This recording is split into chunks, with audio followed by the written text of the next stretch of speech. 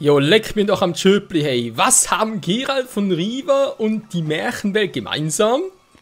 Genau, nix. Naja, außer dass sie beide erfunden sind, aber naja, wäre schon das Einzige. Willkommen zurück, Freunde. Wir sind dabei, die Zauberbohnen zu finden. Hey, und tun nichts Einfacheres mit Siana. Schubs mich nicht, such lieber die Bohnen. Ich schub's doch gar nicht, Mensch. Jo, letzte Folge hier gelandet. Wir haben die böse Hexe gekillt. Sehr geil. Und ja, besucht die 3 kleinen Schweinchen, besucht die 3 Bären, geht's mal aus der Großmutter. Es wird lustig. Was ist am nächsten?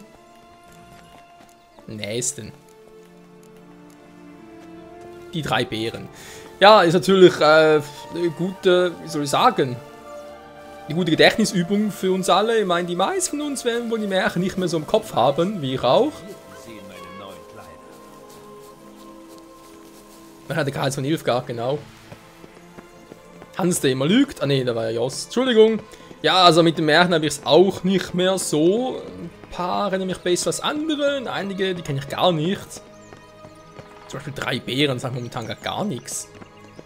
Ein Märchen mit 3 Bären. Ernsthaft. Ups. Ich schneide dich in Scheiben. Ganz ruhig, Siana. Es geht auch freundlich. Naja, mehr oder weniger freundlich.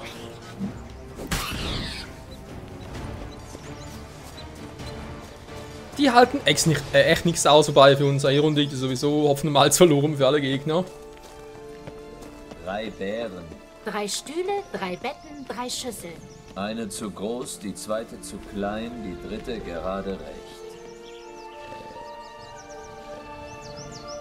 Ach so, Moment mal, doch irgendwie erinnere mich wieder daran. Das waren Bären. Das waren doch keine normalen Bären, das waren doch sprechende und laufende Bären. Nee, hä? Ich bin einfach ein bisschen verwirrt. Schubs mich nicht, such lieber die Bohnen. Entschuldigung, ich wollte sie untersuchen, nicht dich schubsen. Blonde Locken. Der Rest der Leiche ist zu verstümmelt. Da lässt sich nichts sagen. Sie hat es verdient, finde ich. Nie hat sie gefragt, ob sie etwas haben darf. Hier ist keine Bohne. Wir müssen weitersuchen. Du Sauhund! Ups. Das, oh, ja, hat er jetzt aber nicht so geplant. Ja, toll, was soll er jetzt machen?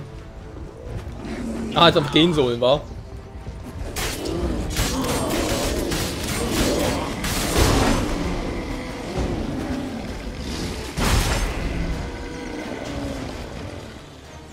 Entschuldigung. Scheiß Wampfer, ich wollte sie nicht killen. Die waren so schön. Naja. Sei es drum. Also, falls ihr das Ganze auch nachzocken wollt, ja. Entschuldigung, ich habe nicht gelesen, was da stand. Da stand aufnehmen. Ich dachte zuerst, wir untersuchen. Ja, schön. Zaubernahrung. Wenn ihr tun soll. Mensch. So, wer sitzt in der Nähe? 3 Schweinchen. Nö, da müssen wir weiter.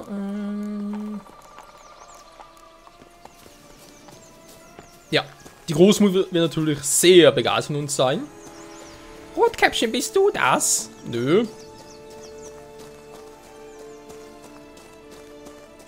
Das Rotes tragen wir nicht. Hallo, Großmutter.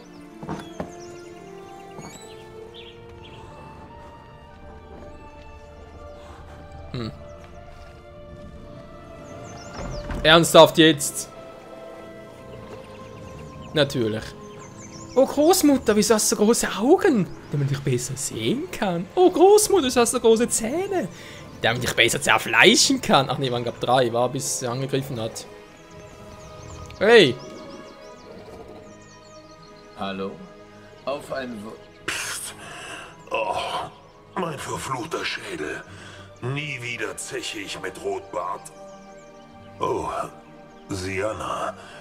Das ist aber lange her. Du hast dich verändert. Ganz im Gegensatz zu dir, großer, böser Wolf.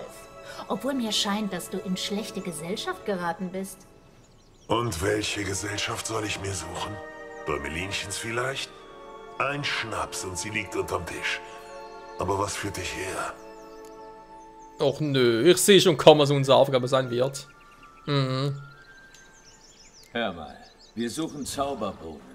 Hast du welche gesehen? Ich sollte auf einen davon aufpassen, aber... Wo ist sie? Rede! Psst, nicht so laut. Ich kann noch viel lauter werden und dich auf noch mehr Arten überzeugen. Jetzt kommen die Drohungen. Das sieht Sienna ähnlich. Hör mal, ich existiere nur, um ein Märchen zu spielen. Wenn das dein Plan ist, gerne jederzeit. Aber einfach wird es nicht. Rotkäppchen hat die Hufe hochgerissen. Wie? 1000-mal haben sie mich aufgeschlitzt, mit Wackersteinen vollgestopft und in den Brunnen geworfen. Als ihr nicht mehr kamt, habe ich beschlossen, es der Göre heimzuzahlen. Jetzt rottet sie im Brunnenschacht vor sich hin. Zusammen mit dem Jäger. Also können wir nicht spielen. Und ich bin nicht verpflichtet, mit euch zu reden. Weder über Bohnen, noch über irgendwas anderes. Also lasst mich in Ruhe. Verschwindet.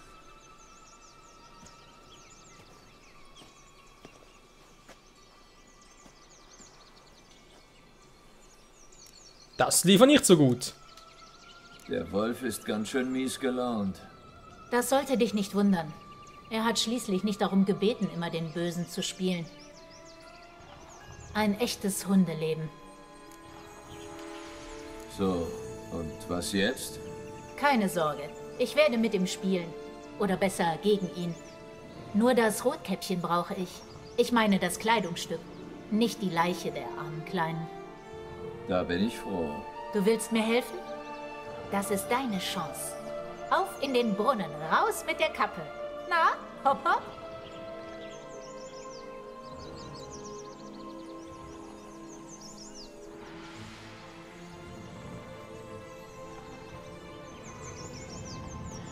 Wieso erinnert mich die Gute an eine andere schwarzhaarige Lady, die uns nur zu gut bekannt ist, nur die ein bisschen längere Haare? Naja. Finde Rotkäppchen! Auf in den Brunnen. Hals- und Beinbruch. Danke. Nö, eher feucht. Scheiß Wölfe. Jo, das wird sie wohl sein. Das ging schnell.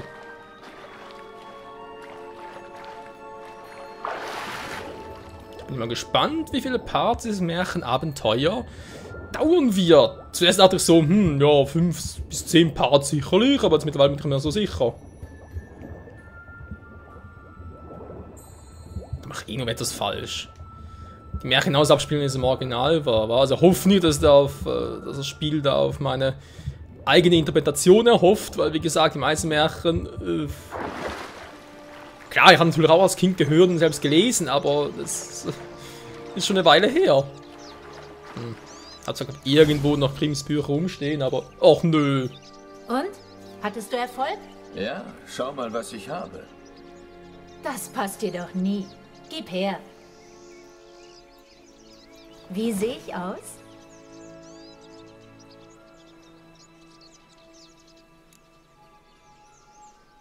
Ja, ich dachte schon fast, es hat irgendwie etwas wegen Triss oder jedenfalls. Übrigens im Hintergrund die Bremer Stammmusikanten. Ich dachte gerade von wegen, och nö. Also eigentlich sind sie ja cool, aber je nachdem, was hier passiert, texten sie uns vielleicht ganz, ein Rest des Abenteuers die Ohren voll. Verstehe viel vom Mode, es geht so. Na, Gerald, also du hast eine Lady vor dir, wa? Nicht übel. Gar nicht übel.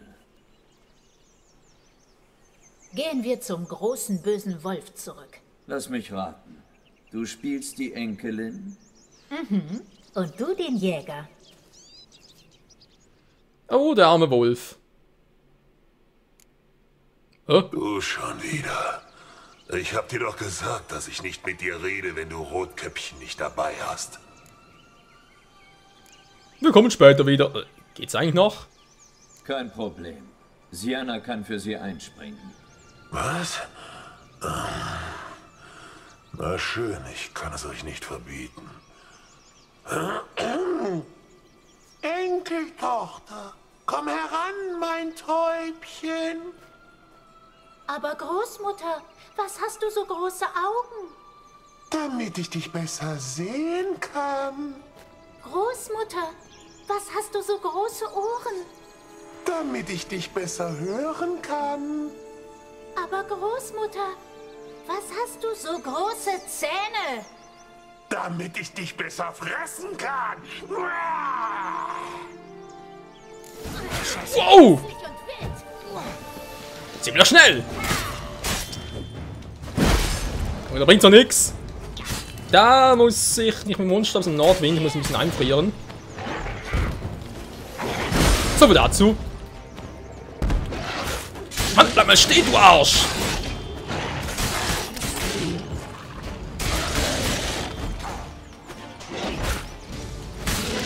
So, was?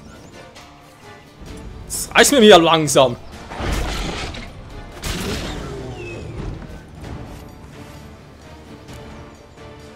Weißt du noch, was Jost zur roten Bohne gesagt hat? Ein Mensch hat sie und auf keinen Fall hat er sie verschluckt. Dann machen wir ihm mal den Bauch auf. Kronkorken, falsche Zähne, Korkenzieher. Ah, na bitte. Die rote Bohne. Na bitte, einen Schritt weiter.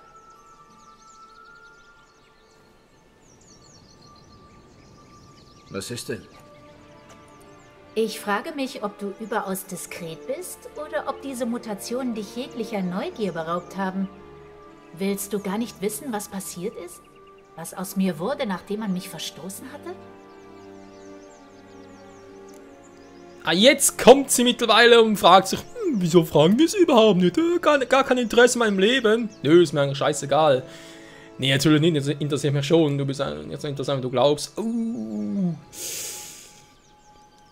Das ist, als würde man ihr fletsch voll eine Ohrfeige verpassen. Nee. Also, naja, sie selbst vielleicht nicht, aber die Geschichte finde ich jetzt doch noch irgendwie, also, würde ich gerne mal hören. Da du es erwähnst, ich würde gern den Rest hören. Mal sehen. Sie haben dich aus dem Herzogtum eskortiert. Ja, und die Elite der Ritter Toussaints machte nicht Halt. Bis zur Wildnis von Ketdu. Da ließ sie mich sitzen. Mittellos. In einem zerrissenen Spitzenkleid. Als der Frost begann. Sie nahmen an, irgendwas werde mich schon fressen. Oder dass ich freundlicherweise einfach verhungere. Doch wie üblich habe ich alle enttäuscht. Ich wanderte wochenlang durch die Wälder, grün und blau vor Kälte, kaute Rindenstücke. Schließlich sah ich ein Licht, ein Lager. Es waren Banditen, bärtig, besoffen, blutbesudelt. Ich war sicher, sie würden mich schänden oder umbringen oder beides. Das ist wohl nicht passiert? Damals erfuhr ich, dass Räuber und Mörder bisweilen anständiger sind als Ritter in schimmernder Rüstung. Sie nahmen mich auf, wir gingen nach Nazair und ich tat, was ich konnte, um es ihnen zu vergelten. Ich legte einen schnellen Aufstieg hin und wurde schließlich Anführerin der ganzen Bande. Beeindruckend. Vielleicht hättest du bei ihnen bleiben sollen. Vielleicht. Vielleicht hätte ich alles vergessen und ein neues Leben anfangen sollen. Aber weißt du was? Es kam der Tag, da ich dachte, ihr wolltet ein Monster? Ihr sollt ein Monster kriegen. Och nö, nicht schon wieder. Das hatten wir in den Büchern doch schon mit, ist schon wieder, Renfrier. Mann, ich weiß den Namen nie. Da war es ein bisschen, naja, aber Gegner hat es vor 1-2 Folgen ja erwähnt. Ja, die gute Dame, die war etwa ähnlich drauf. Von dem her, im Sinne von, ihr denkt, ich bin ein Monster? Gut, dann bin ich halt ein Monster. Du hast was durchgemacht. Durchaus. Derweil meine Schwester sich in Daunenbetten von Barden besteigen ließ. Sie hat dich nicht verstoßen. Das verüble ich ihr auch nicht. Aber dass sie mich vergessen hat. Ihre Schwester. So, genug geschwatzt. Los!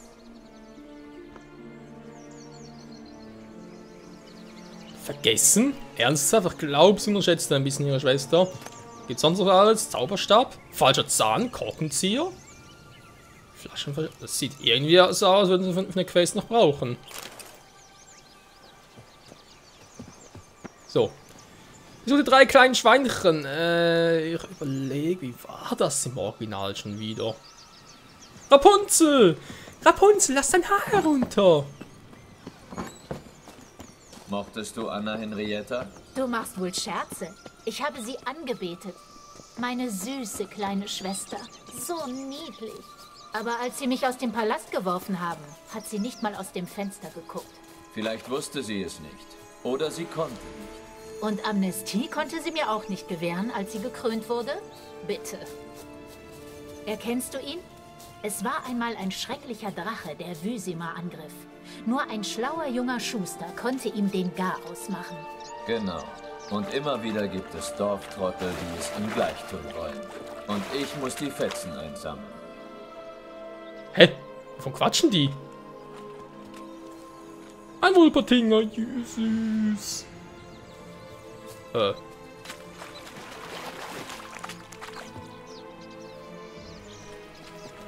Ach, davon quatschen die. Hä? Soll ein Drache sein? Der hat nur eins im Bauch. Ein halb verdautes Schaf. Ausgestopft mit Teer und Schwefel. Was sonst? Keine Bohne hier.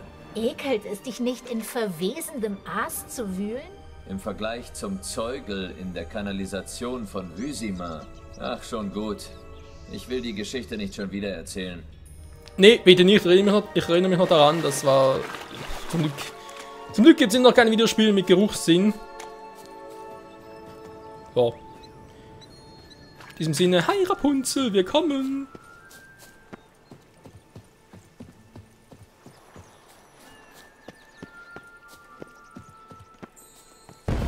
Früher sind wir immer an ihrem Zopf hochgestiegen, aber den sehe ich nirgends. Was? Wir finden einen anderen Weg.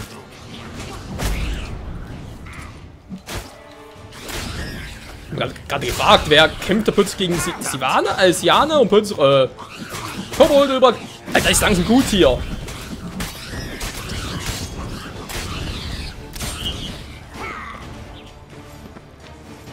So, jetzt wurde gerade ein... Ja. Was? Das Schwert ist im Arsch, wieso? Nein, mein Silberschwert! Ich will, dass das zerbricht. Wenn das 30 geht eigentlich noch.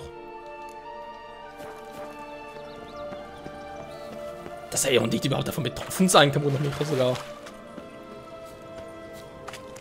Ist das hier der Turm von Rapunzel? So ist es. Er ist noch höher als in meiner Erinnerung. Warte. Weißt du noch, was Jost zur 3. Bohne gesagt hat? Die hat ein glatzköpfiger Bauersknecht irgendwo tief in der Erde. Ja, das muss es sein. Gehen wir. Ja, wo bist du?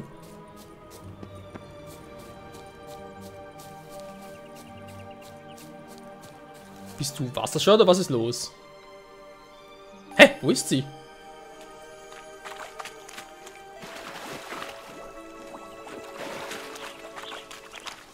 Der Antule muss einen umständlichen Weg nehmen, ist klar.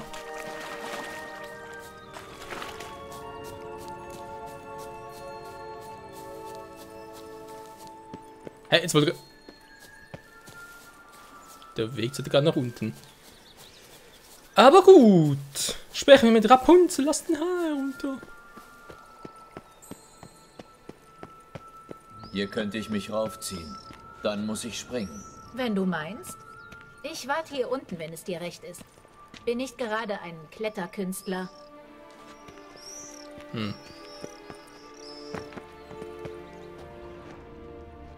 Ein toter Prinz. Hat versucht, Rapunzel zu befreien, ist abgestürzt und hat sich den Hals gebrochen. Ja, schade. Kann passieren, wa? Hä, sieht ganz so schwierig aus.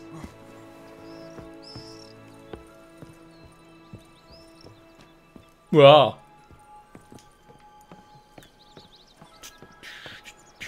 Hä, bin ich schon oben?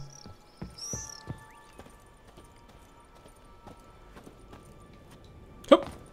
Gerald, kannst du bitte... Ja, also, ich wäre froh, wenn du dich hochziehen könntest. Oder so.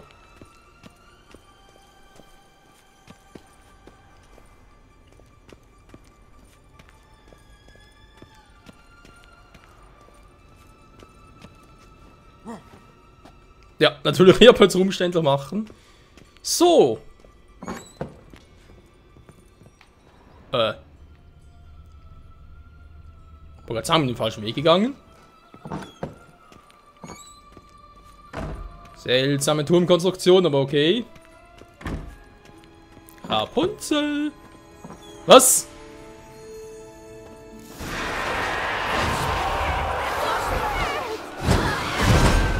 Da kann ich nichts für.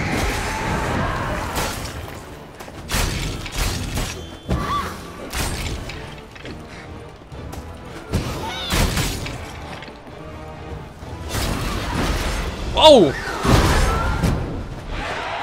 Aua hat sie, muss ich lassen. Aua. An der Punzel.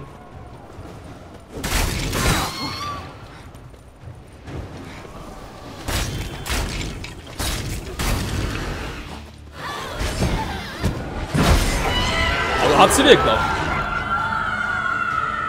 Sie hat sich an ihrem Haar erhängt. Tja, wenn das so lang ist. Trotzdem traurig. Du. Hier ist die gelbe Bohne. Hätte mich geärgert, wenn die Kletterei umsonst gewesen wäre. Mhm. Der bist nicht der Einzige, wie kommen wir da runter?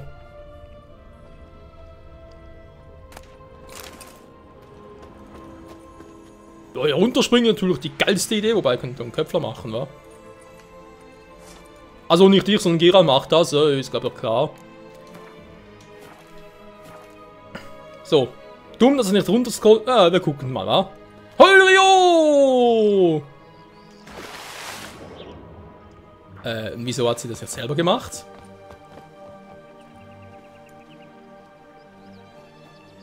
Und? Die Bohne habe ich, aber Rapunzel, Offenbar war sie es leid, auf den Prinzen in strahlender Rüstung zu warten. Wer könnte ihr das vorwerfen? Männer heutzutage, alle Gecken und Stutzer. Deswegen hast du dir einen Vampir geangelt? Detlef war ein Werkzeug und sonst nichts. Wie schade, dass er das nicht wusste. Ich vertraue niemandem. Das habe ich vor langer Zeit gelernt. Nun lernt er es. Süße, er ist ein Vampir. Erstmal lebt er viel länger als du, zweitens hat er viel mehr Erfahrung gemacht und drittens, trotzdem nicht gerade die feine englische Art. Also sorry, dass er wütend ist, verstehe ich durchaus. Gut, Zerstörung von Nuklear vielleicht ein bisschen übertrieben, aber... Du hattest von vornherein vor, ihn zu benutzen? Nein, am Anfang war ich einfach neugierig. Kennst du die Geschichte? Es war vor ein paar Jahren in Metina. Ich war dort, um etwas Beute an einen Hehler zu verkaufen. Gerade handelten wir den Preis aus, da kam Detlef rein. Sagte, er hätte einen silbernen Kerzenleuchter zu verkaufen. Den hatte er mit einem Stück Stoff gepackt. Das fiel mir auf. Ich folgte ihm, mit gehörigem Abstand. Aber das merkte er bald. Kein Wunder bei seinen Sinnen. Er ging in eine Sackgasse. Ich hinterher. Da sprang er hinter einer Kiste hervor und fletschte die Zähne. Er wollte mir wohl Angst einjagen. Das schaffte er aber nicht. Schließlich bin ich auch ein Monster. Nicht wahr?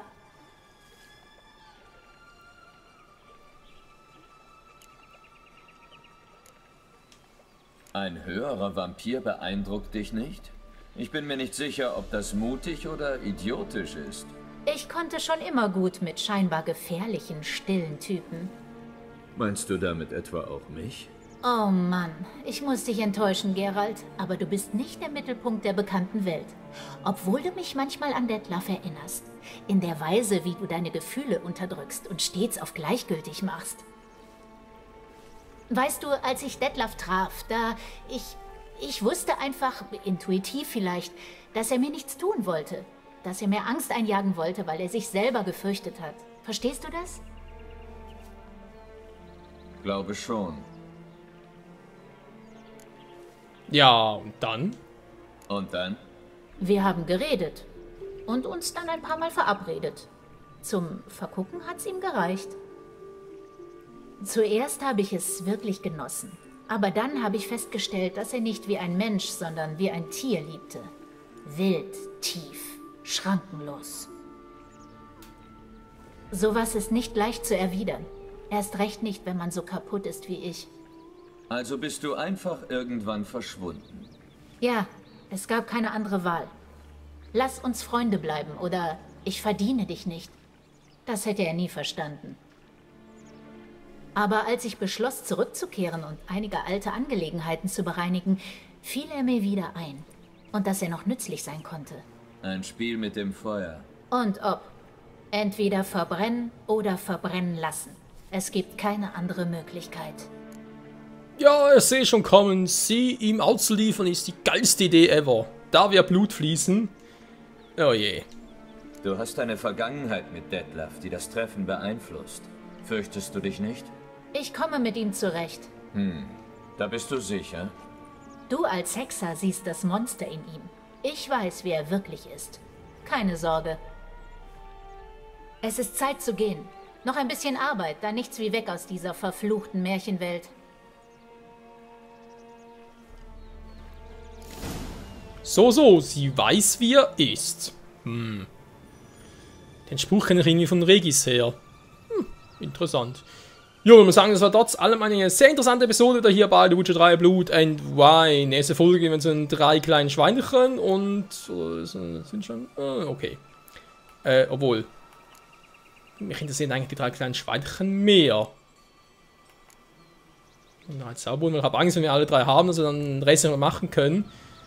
Und daher würde ich sagen, besuchen wir erstmal die 3 kleinen Schweinchen in der nächsten Episode. Bis dahin, ciao zusammen.